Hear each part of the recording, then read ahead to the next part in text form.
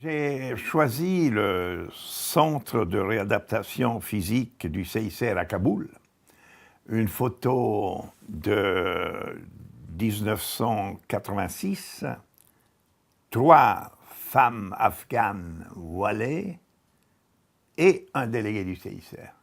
Et ce délégué du CICR, Alberto Cairo, un Italien avocat qui est depuis plus que 25 ans à Kaboul et qui a créé tout le réseau de nos centres orthopédiques à Herat, Mazar-i Sharif, Jalalabad, Kandahar et naturellement Kaboul.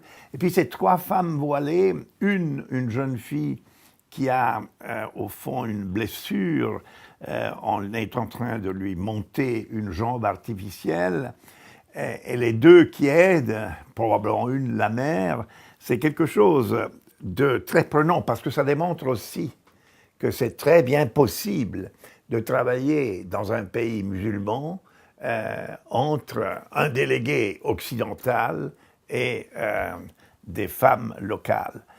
Et puis cette photo me rappelle aussi l'engagement de moi-même personnellement pendant ma présidence pour la Convention d'Ottawa contre les mines antipersonnelles, chose qui a réussi après beaucoup de négociations. Mais c'est pas fini. Il faut continuer à s'engager.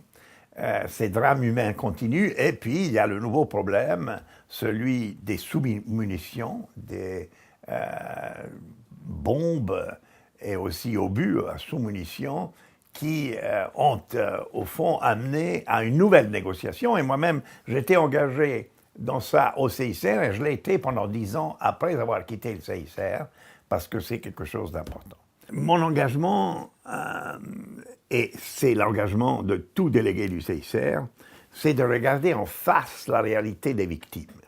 On ne peut pas simplement jouer un jeu de l'institution sans avoir clairement la vision de la souffrance de la victime et de tout ce qu'il faut faire pour prévenir cette souffrance. Et alors ça vous amène au droit international humanitaire qu'il faut connaître, qu'il faut faire respecter. Ça vous amène au secours immédiat.